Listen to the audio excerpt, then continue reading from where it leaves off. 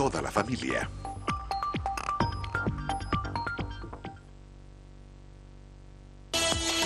TEN, Televisión Educativa Nacional de Honduras presenta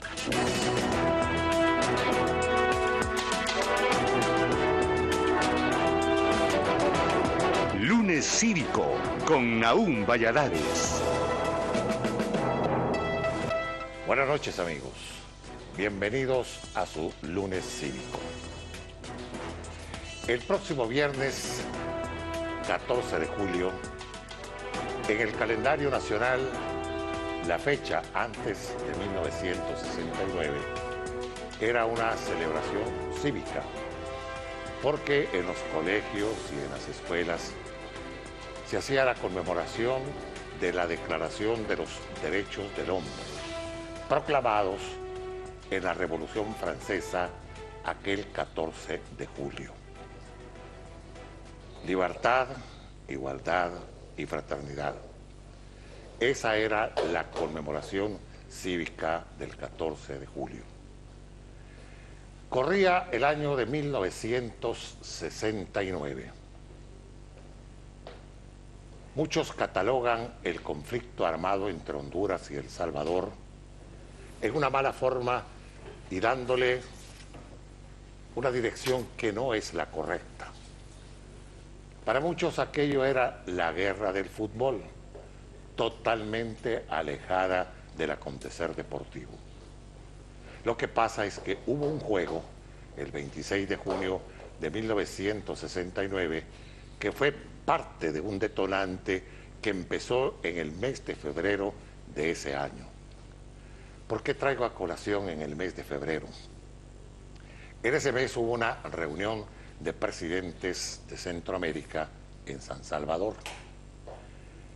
Y ya habían habido ciertos problemas de penetración salvadoreña a territorio hondureño, especialmente en el lugar conocido como la Hacienda Dolores, que era de la familia Argueta, y en otras poblaciones fronterizas de los departamentos de Valle, La Paz, Lempira y Ocotepeque. Penetraciones que hacía la Guardia Nacional de El Salvador, acompañando a campesinos para que fueran a trabajar las tierras en la soberanía territorial hondureña. Pues en ese febrero del año de 1969, en la ocasión de esa reunión de presidentes de Centroamérica, acudió a la misma el general Osvaldo López Arellano, presidente constitucional de la República. Y ahí se hicieron unas demostraciones de repudio a la delegación hondureña, a tal grado que en el Hotel San Salvador, donde se hospedaba la delegación hondureña, llegaron varios grupos a estar hostigando en el hotel. Pasa el mes de febrero y empiezan a haber otros problemas, especialmente en Hacienda Dolores, de la familia Argueta. Todo esto empezó a motivar una serie de reacciones y despertó también el espíritu guerrero de algunos comandantes de la Guardia Nacional. Voy a mencionar algunos de ellos si la memoria no me falla. Uno era el general Alberto Medrano, era más conocido como el Chele Medrano. Y el otro era el también coronel Mario de Jesús Velázquez, más conocido como el Diablo Velázquez. Empezaron a hacer teatro de operaciones para intimidar a las poblaciones fronterizas entre Honduras y El Salvador. El Chele Medrano, por el lado del oriente salvadoreño, o sea, dirigido hacia las poblaciones del sur nuestro, y el Diablo Velázquez por el lado occidental del Salvador, pero para nosotros también el lado occidental, por el lado de El Poy en Ocotepeque. Y así empezaron los problemas a tal grado que Honduras empezó a denunciar la penetración del ejército de la Guardia Nacional de El Salvador. Y lo hizo ante la Organización de Estados Americanos. Era canciller de la República el doctor Tiburcio Carías Castillo. Y así comenzó hasta que llegó el mes de julio. en el mes de julio, entre el 3 y el 14 de julio, se produjeron una serie de acontecimientos en la línea fronteriza. Honduras tenía sus acciones de defensa, pero no pensaba nunca de que hubiese habido una invasión. Pero ese espíritu guerrero del Chele Medrano, de Velázquez, de Fidel Torres, que era el ministro de la Defensa Nacional, y no podemos dejar a un lado también a Fidel Sánchez Hernández, que era el presidente de El Salvador. Y todo eso iba motivando una serie de problemas hasta que se desata la invasión de El Salvador el día 14 de julio. ¿Cuál es esta invasión? Comienza en el anochecer del 13 de julio y el día 14 en las primeras horas de la madrugada. Aviones salvadoreños incursionan e irrumpen la soberanía del cielo hondureño y se dirigen a los aeropuertos de Toncontín en Tegucigalpa, La Mesa en San Pedro Sula, Juticalpa en Olancho, y en unos aviones Curtiss o DC-3 comienzan a arrojar bombas, pero aviones Mustang y aviones corsarios hacen las incursiones aéreas sobre la base aérea de Toncontín y sobre la base aérea en San Pedro Sula. Pero los propósitos no fueron alcanzados en el objetivo que llevaban los pilotos salvadoreños, quizá inexpertos, no conocedores. Dejaron ir ráfagas de ametralladora, pero no hicieron daño alguno.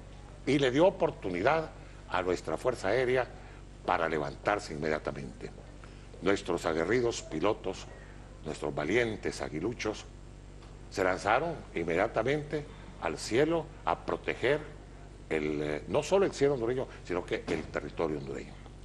Claro, Medrano había alcanzado poblaciones fronterizas como Aramecina, Alianza, Caridad en el departamento de Valle, y por el otro lado, por el lado de Dolores, en La Paz y Mercedes de Oriente, mientras el Diablo Velázquez hacía sus incursiones por el lado de El Andique, en Empira, y por el lado de Ocotepec. Así se produce esa invasión en el año de 1969. Honduras estaba a la defensiva.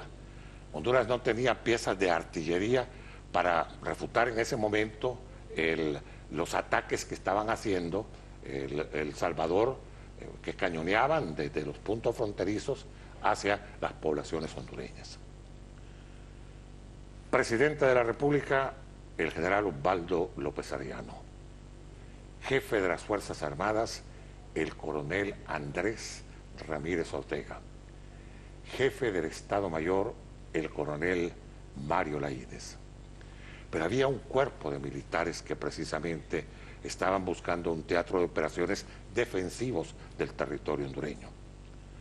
E incluso se tuvo que preparar a las reservas militares, a las cuales llamábamos en aquel entonces a través de una consigna para que estuvieran alertas y pudieran llegar a reforzar a las unidades militares que eran atacadas por El Salvador. La Compañía de Hierro cumple años hoy. Era el santo y seña para que pudiera salir de las reservas. Bueno, este es un introito histórico, pero que lo vamos hoy a sacar aquí con ustedes del ámbito de la historia para recordar ese 14 de julio que se van a cumplir 48 años el próximo día viernes. He invitado a alguien que estuvo precisamente integrando el Estado Mayor de las Fuerzas Armadas en los actos de defensa y que posteriormente, por todos los conocimientos adquiridos, llegó a ser canciller de la República en el gobierno de la Junta Militar que presidió el general Policarpo Paz García, que fue el héroe de la Arada en el sur. Me refiero al coronel en condición de retiro, César Elvir Sierra. César. Mucho gusto. Bienvenido al programa, César. Vamos a platicar, César, un poco de esto y hacer unas remembranzas de aquel 14 de julio, que ahora se van a cumplir los 48 años. Pero lo que vino sucediendo porque Honduras fue atacada, pero también tenemos que traer a colación cuál fue esa reacción que tuvo tanto la Fuerza Ejército como la Fuerza Aérea Hondureña, que fue el baluarte de nuestra defensa. Vamos a ver, César. Hacer memoria a un acontecimiento que en la historia de Honduras tiene una página de la demostración de lo que es el pueblo hondureño cuando se siente amenazado y lo que es el soldado, pero el soldado profesional. En la guerra se dan las experiencias para qué son las instituciones militares. Si en ese momento no están listas, el fracaso viene. Y yo les digo con conocimiento de causa, y a mí me gustaría que Nahum le hiciera de conocimiento de los oyentes esta, es algo Introductoria. introductorio que lo dice un salvadoreño y lo dice un general de Estados Unidos. Es la guerra de las 100 horas, porque fueron 100 horas, fueron 4 días que antes de que llegara el cese al fuego por parte de la Organización de Estado Americano. Y en la introducción se dice que la verdad histórica de la guerra de 1969 entre El Salvador y Honduras tiene un reto con la historia militar de Honduras por los rasgos de valor y patriotismo del soldado hondureño y el elevado coraje y tradición del pueblo hondureño cuando las amenazas oscurecen la integridad y soberanía de la nación. Solo unas pocas obras de investigación de nacionales se han hecho y hay buena base para continuar esta investigación. El autor de este comentario quiere dejar un testigo ilustrado de buenos colaboradores con pinturas al óleo de las operaciones militares llevadas a cabo durante la guerra de 100 horas de 1969. En cambio, en El Salvador existen muchas obras sobre este suceso histórico. El último, Una guerra breve y amarga, del escritor salvadoreño Carlos Pérez Pineda, financiado por la Dirección Nacional de Investigaciones de Cultura y Arte de la Secretaría de Cultura de la Presidencia de El Salvador en el 2016. Hago la cita siguiente. La cuestión de las bajas sufridas por los contendientes de la guerra de las 100 horas es muy problemática y probablemente nunca será esclarecida de manera concluyente.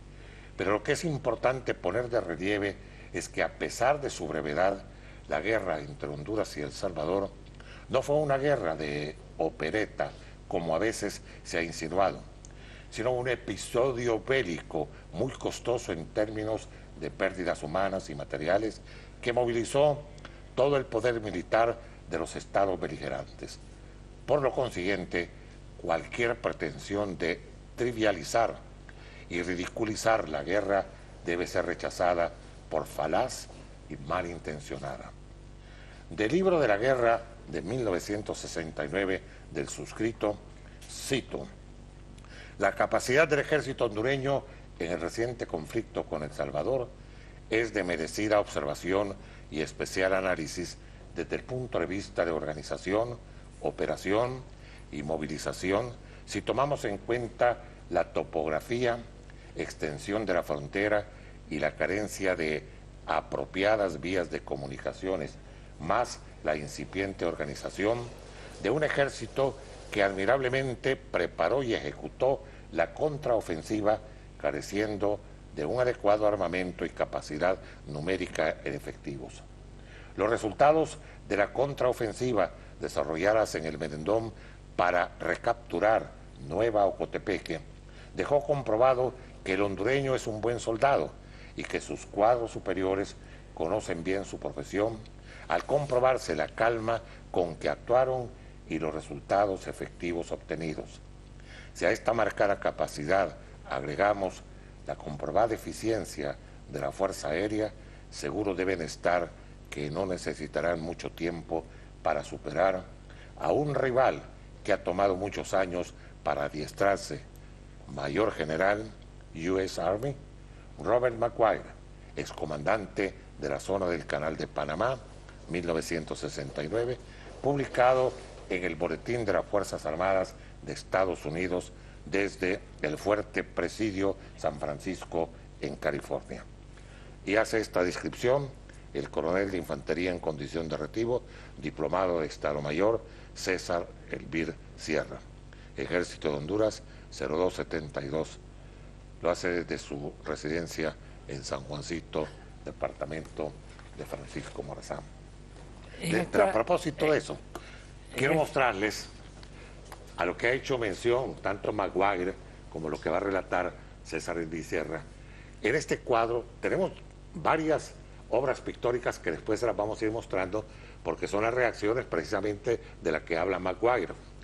Pero aquí en este cuadro es una reunión que precisamente estaba en el momento neurálgico del conflicto, que fue el 14 de julio. Es una reunión en el Estado Mayor de las Fuerzas Armadas. Ahí se encontraba el coronel Mario Laínez, de estar espaldas aquí.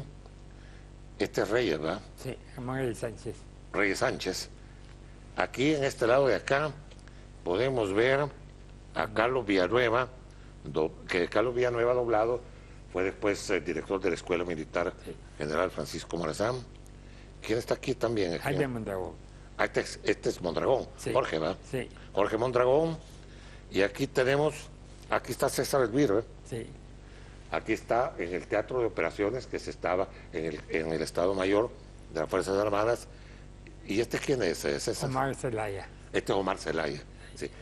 Lo digo Nosotros porque somos ayudantes de operaciones e inteligencia. que son Y estos son el coronel Ernesto Hinojosa del Ejército de Estados Unidos que integraban el grupo de la misión militar. De la misión militar. Correcto. Pero esto es exactamente en el Estado Mayor. No, eso ya es operando en la Casa Presidencial. En la Casa Presidencial, que estaba la oficina precisamente yendo hacia el Salón Azul de la Casa Presidencial. Correcto. Ahí se encontraba la oficina y el coronel Ramírez Ortega tenía su oficina al lado. Y al fondo estaba el señor presidente. El presidente López Arellano estaba al otro lado y ahí estaban los ayudantes militares que también estaban en ese lado y el secretario designado, secretario que era Ricardo Zúñiga Agustinos. Bueno, ahora sigamos platicando sobre esto. Pero esa introducción pone en evidencia dos cosas que el pueblo hondureño debe aceptar que es una realidad. Primero, que hay quienes quieren hacer de la guerra algo como que fueron dos presidentes que decidieron jugar a la guerra. Señores, la guerra es una cosa muy grave. Y en esta guerra hubo muchas muertes. Y soldados valerosos que cumplieron su misión. Y algo muy importante, por primera vez en la historia militar de Honduras, el Estado Mayor estaba integrado por oficiales diplomados de Estado Mayor, todos ellos, dos de ellos graduados en El Salvador, otros en otras naciones como Estados Unidos, México, y en el caso de Estados Unidos hay el caso de Villanueva, que había salido de la Escuela Militar de El Salvador y había hecho el primer año del Estado Mayor. Bueno, pero como pueden ver ustedes, había un equipo de hombres profesionales. Ellos estuvieron siempre, como dicen, en la batalla. ¿Y qué es lo importante de esto, señores? Que Honduras hizo algo, pero fíjense bien lo que señalo, estaba a la defensiva. Quien inicia la guerra es El Salvador. No es el caso ahorita hablar las causas de la guerra, vamos a hablar de la guerra, para que vean ustedes que es un capítulo que merece la atención de todos los ciudadanos, porque la guerra siempre puede ser una amenaza para la nación. Bien, vamos a hacer una pausa, César, para que continuemos, porque tú bien lo dices, no vamos a buscar las partes causas de la guerra, porque ya las hicimos ver en el introito. Ahí había muchas cosas, la reforma agraria, la cuestión del control de los inmigrantes salvadoreños, y tantas cosas, que eso pasó a la historia. La cosa es la guerra, cómo se produjo, y nada mejor que hacerlo ilustrado con estas preciosas obras pictóricas que nos has traído esta noche. Ya retorno con ustedes. Bueno, nos hemos puesto de pie con mi amigo César Elvir, porque queremos ir haciendo una descripción de estas bellas obras pictóricas que son parte de su colección, pero que representan el estudio que se ha hecho sobre la guerra, sobre ese conflicto de 1969. Y esto es lo que nos va a explicar César, porque estas fueron las reacciones de Honduras, más que todo basándose en su poderío de defensa, que era la Fuerza Aérea. Vamos a ver, César. Esto es Cutuco. Cutuco. Este es Cutuco, ¿va? Cutuco, ahí están los depósitos de combustible de la empresa ESO, que los tenía en San Salvador. O sea que aquí lo que estamos viendo es la escuadrilla de los aviones corsarios que llegaron ahí. Aquí, ¿quiénes? Estos son que vienen de la base de Toncontín. Ahí estaban. Ahí estaba Cepeda, Sotillo, el Negro Acosta. El Negro Acosta y Walter López. Walter estaba en San Pedro. En San Pedro estaba Walter, sí, correcto. Aquí estaban el Negro Aguirre. No, el Negro Aguirre también estaba en San Pedro. Entonces aquí estaban Acosta, Cepeda, Francisco Cepeda Andino, Sotillo y Morolica, era, creo que Morolica Colindres. Sí, Morolica Colindres. Era lo que estaban aquí. Era el líder. Era el líder, sí, correcto. Estas son las bombas que van cayendo a las instalaciones. Vean ustedes los tanques de combustible que estaban en Cutuco. Esto fue un incendio bárbaro el que hubo ahí, ¿verdad? Sí. Con eso. Este es Cutuco. Ahora, César, veamos este otro, porque aquí, a ver si la cámara... Acajutla. Este es Acajutla. Esta es la misión más extensa que hizo la escuadrilla que estaba en San Pedro Sula. En San Pedro Sula. Con el líder Carlos Aguirre. Carlos Aguirre. Y ahí viene... Walter López. Viene Walter López. Y estaba Zacatón, ¿te acuerdas de Zacatón? Sí. Ahí estaba también, ¿verdad? En esa escuadrilla, que fue la misma que se desplazó a San Rafael de las Mataras. Es correcto. Sí. Bueno, este es Acajutla. Ahora nos vamos a ir aquí. Esta es la defensa del territorio. El Carnecho Rivera viene en esa ahí también. Rivera, estaba Rivera también en esta, sí. Ahora miremos, aquí, este es un combate. Esto es 2 días después. Esa es la respuesta del poder aéreo de Honduras, poder estratégico. Correcto. Y también entró un C-47 a la base de Ilupango y tuvo acción. Esta operación... Ahí va el coronel Serra. Chepe Serra. Rolando Figueroa. Y Rolando Figueroa, correcto. Chepe Serra era el de operaciones. Es de operaciones, correcto. Pero aquí hay una cosa muy interesante. Estos daños causados por la Fuerza Aérea lo certificó un informe del agregado de defensa de Estados Unidos, que yo tuve ocasión de verlo, el original.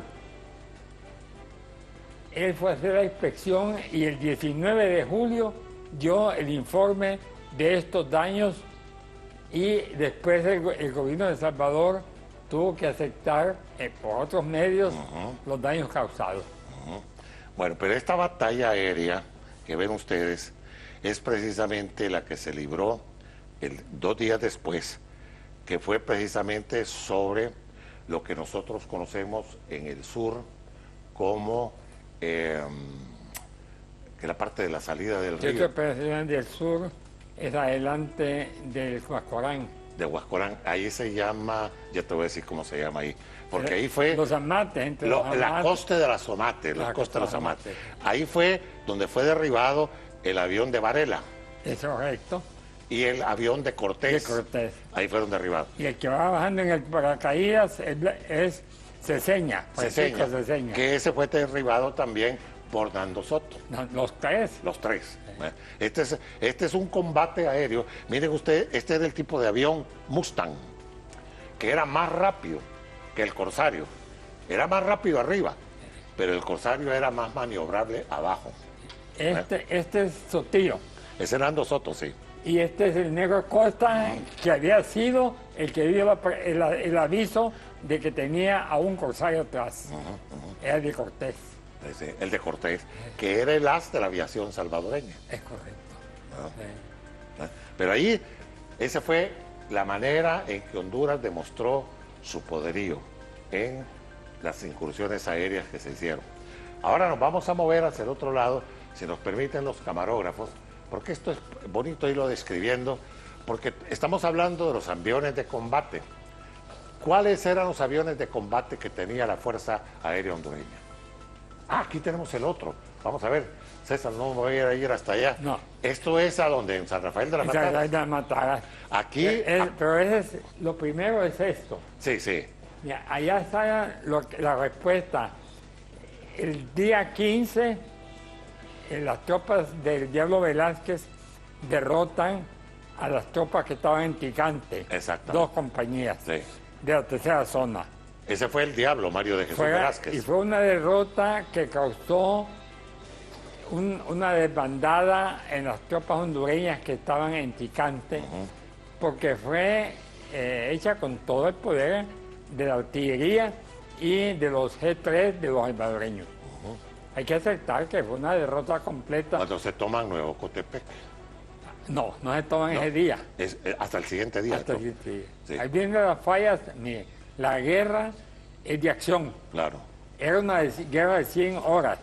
Si no se tomaban decisiones, el tiempo pedía la cuenta. ¿Qué pasó? El Salvador, con sus tropas, derrota a las tropas hondureñas, pero no toma Cotepeque. No se sabe por qué razón. Y ellos entran hasta el 15. Hasta el 15, entonces. Pero- Ahí es donde entra el Diablo Velázquez. Pero a ahí Cotepeque. le han dado un tiempo al Estado Mayor. ¿Qué es el tiempo? La reacción. La reacción. ¿Qué pasó? Cuando el coronel Villanueva pide bien, hay que aceptar esto, señores. El Estado Mayor nunca tuvo informes de los teatros al Estado Mayor. El Estado Mayor, por medio de su hombre de inteligencia, fue a los teatros y conversó con los comandantes y supo lo que estaba ocurriendo. Y ese mismo día estaba informándole al Estado Mayor y el Estado Mayor empezó las reacciones. Lo peligroso del día 15 era que prácticamente se había desmoronado la defensa de Occidente. Y vean ustedes qué sucede. El Estado Mayor propone el movimiento de la reserva. Es primera vez en la historia. Ahí está. Ahí vienen ustedes, la flota de los Dakota. Correcto.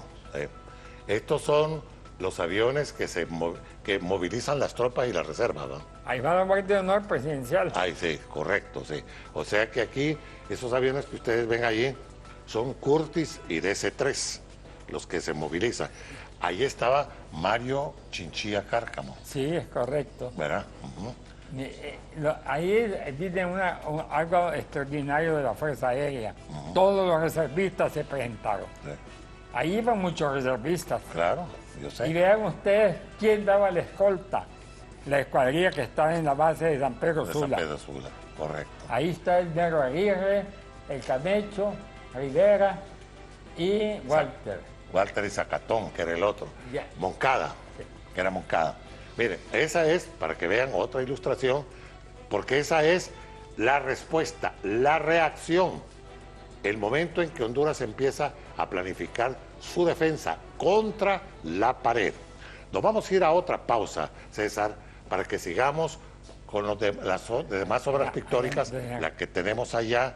La contraofensiva ya. Esa sí, vamos a ir a la cronología. Terrestre, ya. Ya retornamos con ustedes para continuar con esta ilustración sobre el conflicto armado de 1969. Ya retornamos. Bueno, vamos a seguir con esta narrativa ilustrada con las obras pictóricas que el coronel César Elví Sierra nos facilita para el desarrollo de nuestro programa de hoy, conmemorativo de los 48 años, el próximo viernes, de ese conflicto armado entre las repúblicas de Honduras y El Salvador. Vamos a ver, César. Teatro de Operaciones del sur del país. El hombre que estaba encargado de ese teatro de operaciones defensivos era el coronel Policarpo Paz García, Correcto. quien se había movilizado porque era un hombre conocedor de la zona precisamente de La Arada y todo. Nativo de ahí. Este es el lugar, La Arada. Sí, nativo. Bueno, aquí él estaba defendiendo, además de la soberanía territorial de Honduras, estaba defendiendo su cuna natal, precisamente, el lugar donde él había nacido. Vamos a ver la descripción de esto, César. ¿Estas son las fuerzas hondureñas? Vean ustedes, observen con detenimiento el cuadro y vean las tropas salvadoreñas que han sido sorprendidas con el contraataque. Ahí están en una proporción de 6-1. El Salvador ataca con 2 brigadas en el Teatro Sur. Una está extendida por los municipios que están al lado del Guascorán, pero en esta zona está una brigada. La proporción es de 6-1.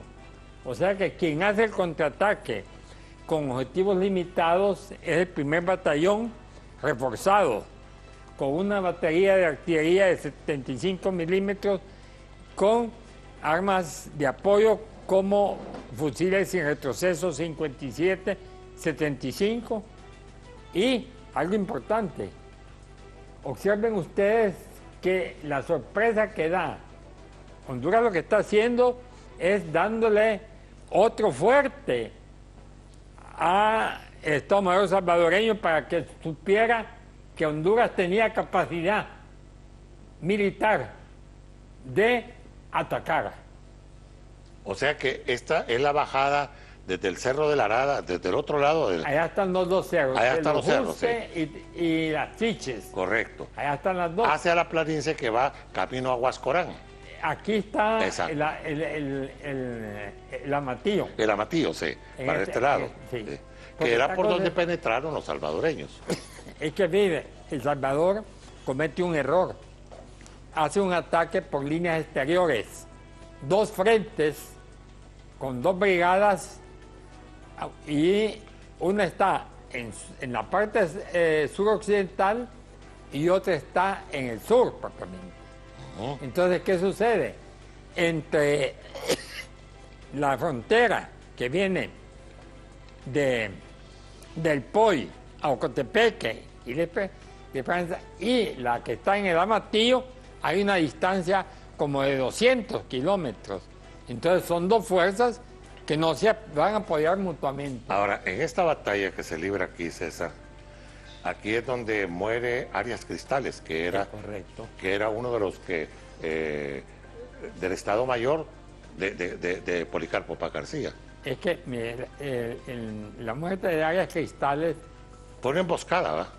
no, sucede que el batallón, cuando se ubicó en la zona, mandó sus tropas, lo que llaman de reconocimiento. Ah, sí, sí. Iba O'Connor y Sí. Arias Cristales. Erin O'Connor. Erin O'Connor, sí. Y entonces, ¿qué sucedió? Que en la retirada que hace Arias Cristales, le hacen una emboscada a los salvadoreños. Sí, sí. Y ahí es el primer baja de oficiales. De oficiales, sí, correcto. Sí. Porque ahora, aquí- la Fuerza Aérea, que vemos aquí, los aviones Corsarios, este es el apoyo aéreo, porque si ustedes ven, los aviones vienen de allá hacia acá a atacar a las fuerzas salvadoreñas. Y de aquí buscan por la retaguardia, ¿verdad? Correcto. Para poderlos tener por los dos lados, ¿verdad? Así es, ¿verdad? Sí, así es. Mira, eso es increíble. La guerra duró 100 horas y cada día los aviones de combate de la Fuerza Aérea estuvieron golpeando las tropas salvadoreñas. Pero señores, esa es cosa de aguiluchos. Aguiluchos. No es que ellos llegaron y no recibían. Habían, eso sí, no fue muy notorio los fuegos antiaéreos de los salvadoreños. Sí. Bueno, nos vamos a ir a otra pausa, César, porque nos vamos a ir a otro de los sitios históricos de la guerra entre Honduras y El Salvador, que fue parte de la defensa nuestra y el desmoronamiento del Salvador, que ahí se le terminó su ímpetu de ataque cuando fueron contrarrestados en el occidente. y les vamos a decir por qué después de la pausa. Ya retorno con ustedes. San Rafael de las Mataras. Ustedes lo han oído mencionar mucho, pero nadie se ha dado cuenta qué fue lo que pasó en San Rafael de las Mataras. Y ese precisamente fue el acabose del ímpetu invasor del ejército salvadoreño. Porque ahí, tanto esas reservas que actuaron para detener al convoy salvadoreño que había tomado, porque ellos lo que pretendían era llegar hasta San Pedro Sula, por la vía terrestre, pero no se dieron cuenta de los aguiluchos que andaban arriba y de los bravos que estaban esperándolos ahí. Vamos a ver, César, aquí está San Rafael de las Mataras. Bueno, ahí en San Rafael de las Mataras están las tropas que se han retirado del Ticante, al mando del chino Eduardo Silva, y los oficiales que se sumaron a él. Fran Ramírez. Fran Ramírez, el enconchado Flores, este teniente Maldonado, ahí falta Ecónomo, y estos hombres le dan la recepción a las tropas de la Guardia de Honor, que fíjense bien, señores, llega con todos sus elementos de apoyo. Ahí están 2 compañías de fusileros y una compañía de armas de apoyo. Y llegan exactamente el 17, fíjense bien, el transporte es 16. Sí, correcto, sí. Y el 17 Está San Rafael de las Mataras. es San Rafael de las Mataras. Sí. Y ahí, señores, ese día es fatídico para El Salvador en todo sentido. Eso ocurre en San Rafael de las Mataras y es derrotado 2 batallones Sí. que vienen avanzando en columna saliendo de Ocotepeque, Sí. pensando que no hay resistencia, porque el informe, la inteligencia de El Salvador nunca estuvo activa. Y hay unos laxus militares de los que entraron por Ticante.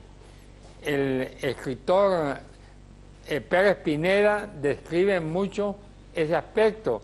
Dice que en El Salvador no se dieron cuenta que Honduras estaba moviendo tropas en la reserva, porque esta es la reserva del teatro de guerra. Observen ustedes que se hizo en plena guerra ese movimiento. Es un puente aéreo. Sí. Históricamente los puentes aéreos han sido hechos por las grandes naciones, por ejemplo en el caso de Estados Unidos, cuando ayudó a Israel en la guerra de Yom Kippur, hizo un puente aéreo desde California, de las Carolinas, a Frankfurt y Israel. Sí. Bueno, pues ahí tienen ustedes toda una descripción. Ahora, nos vamos a ir aquí porque hacía César una mención sobre los oficiales que precisamente pusieron el detente antes de llegar a San Rafael de las Mataras. O sea que el convoy salvadoreño que avanzaba, como lo vieron ustedes, hasta con carros blindados, porque ellos avanzaban con todo, ¿va? Ellos iban para San Pedro Sula, seguramente querían ir a almorzar o a cenar a San Pedro Sula, pero no sabían que aquí estaban estos valientes. Aquí está el Chino Silva, ¿va? Sí, frente. Y está Fran Ramírez. Fran Ramírez. ¿Y quién es el subteniente? El subteniente Maldonado. Maldonado es este, sí. Y el enconchado está en el fondo. Ah, correcto. Así decían los oficiales. Sí, sí, sí.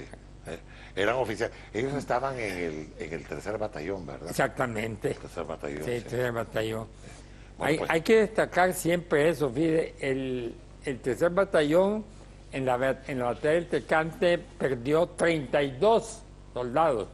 Ahí fallece combatiendo 2 oficiales, Alanis Lagos y el capitán Bonilla. Esa es pero de los oficiales. Pero como en Ticante en realidad la cuantificación de las bajas está en la 3er zona y el 3er batallón, con mayor número el 3er batallón. Ahí hay que hablar de las cosas que ocurrían en Honduras. Honduras solo disponía de 3 batallones TOE y combatieron 2 batallones, el 3er en Occidente y el 1er que mantuvo, fíjense bien, la defensa total en el sur. Ahí no penetraron los salvadoreños. Ya, César, y es bueno aclarar varias cosas, porque la verdad tenemos que hablar de la valentía de los soldados hondureños. pero también tenemos que hablar de las deficiencias que existieron antes de la guerra. Por ejemplo, el número de efectivos que se suponía que existían en el lado de Occidente, por el lado de Copán hacia el lado de Ocotepeque, que eso lo tenía Arnaldo Alvarado, el coronel Arnaldo Alvarado, y ahí falló. Mucha falla muy grande. Muy grande, a tal grado que si no hubiera sido por esa movilización de las reservas y por el tercer batallón en su desplazamiento, hubieran entrado los salvadoreños más. Sí, entra. Claro, gente. Sí. Claro. Pero ahí fallan los porque salvadoreños. tenían mayor capacidad de artillería que nosotros. Es que seamos nosotros objetivos. Profesionalmente, El Salvador superaba a las fuerzas de Honduras. Claro. Nosotros estábamos en total desventaja. Ahí, francamente, hay que aceptar esto. Si el Estado Mayor hubiera sido un Estado Mayor incapaz de tomar decisiones, no hacemos lo que se hizo. Claro. Porque todo esto se hizo bajo la presión. No había posibilidad de que estas tropas en un transporte de puente aéreo llegaran sanas. Sí, sí, sí. Pudieron ser derribadas en el camino. Sí, sí. Y ahí se ve el poder aéreo con sus manifestaciones de transporte masivo. Vean ustedes, señores, esa flota son 6 C-47. Sí. El 6 C-47, que en eso, o sea, al C eran 6 por 5, 300 soldados los que estaban movilizando en un viaje de ida. En un viaje de Porque ida. después regresaban otra vez a... Y Incluso en uno de esos aviones, Mario Chinchilla Cárcamo, que llevaba municiones y todo, se accidentó al final de la pista de Toncontín. Y gracias a la pericia de Mario Chinchilla Cárcamo, no hubo un desastre, porque si hubiera explotado ese avión, era un DC-4 de la Fuerza Aérea Hondureña, la desgracia hubiera sido enorme en todos los alrededores de Toncontín. Ya retorno con ustedes para que nos vayamos a la parte final de nuestro lunes cívico de hoy. Ya retorno.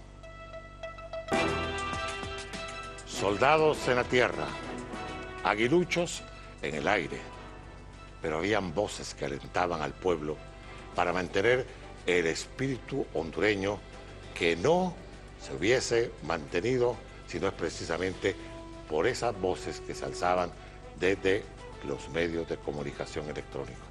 De eso nos va a hablar César ya en la parte final del programa. Hay dos actores que es necesario destacarlos. El pueblo de Honduras, señores, admirable.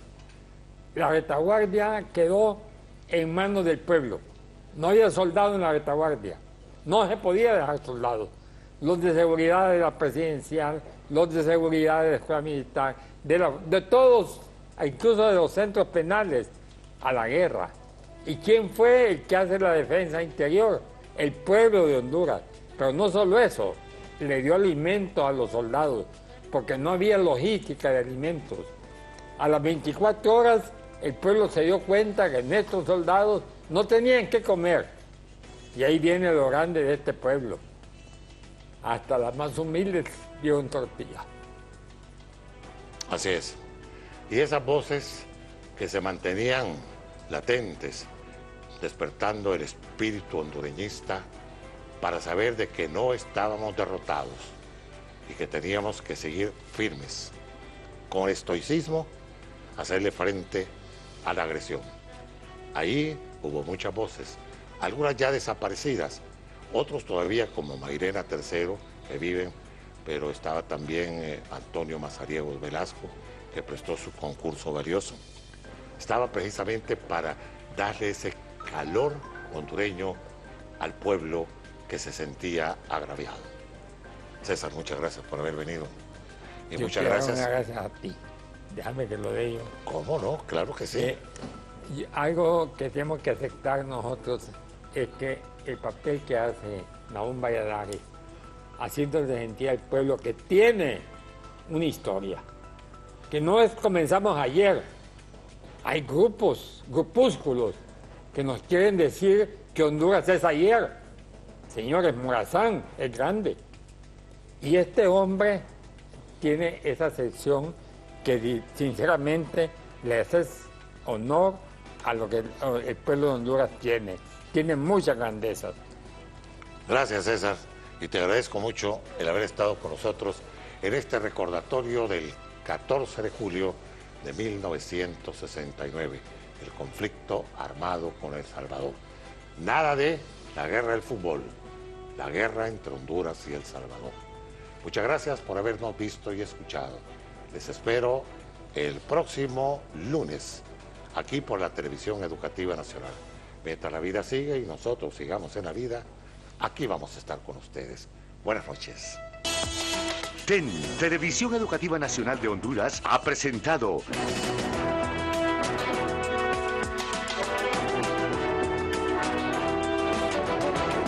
Lunes Cívico con Nahum Valladares.